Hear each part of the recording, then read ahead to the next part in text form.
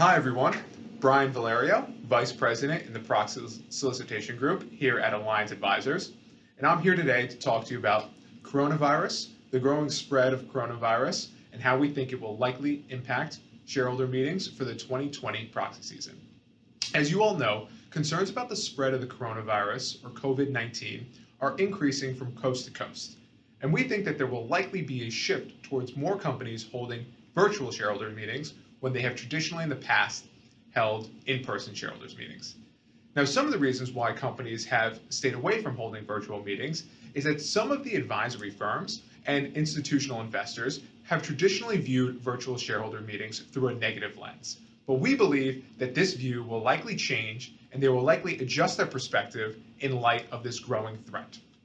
You've already seen regulators, markets, and investors taking action. We've seen the SEC issue an order that has granted additional time for certain companies to file certain public disclosures as a result of the coronavirus. Meanwhile, coronavirus has been a top topic of concern during investor calls, with investors specifically asking management how their companies plan to deal with the impact that it will have on their companies. Some of the firms and institutional investors have historically disfavored the use of virtual shareholder meetings, and this is due largely to concerns about the limiting effects it has on shareholders' ability to directly communicate with management and with the board of directors. Ultimately, these institutions and some of these advisory firms view that as reducing the board's accountability to shareholders. However, given the widespread concerns about the transmission of coronavirus, we think that these advisory firms and these institutional investors will likely augment their view.